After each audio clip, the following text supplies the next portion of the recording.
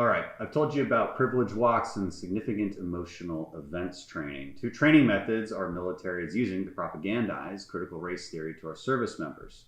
Now, for reference, the privilege walks occurred at Moody Air Force Base in Georgia, and the significant emotional event training occurred at Patrick Air Force Base in Florida. It's important to call out these specific commands, otherwise we're not going to see these practices get changed.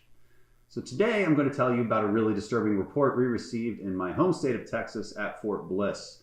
According to this report, during an inclusion exercise, service members were required to create and wear personal identification badges. I'm sure you can tell where this is going. These personal identification badges, which again were mandatory as part of this exercise, listed a service member's race, ethnicity, social class, and other things meant to separate people based on their identity groups. I think this is outrageous. Privilege walks and significant emotional events separate service members based on their race or sex. But these personal identification badges actually require people to reduce themselves to a whole list of new characteristics that have nothing to do with their service or their training, or the content of their character for that matter.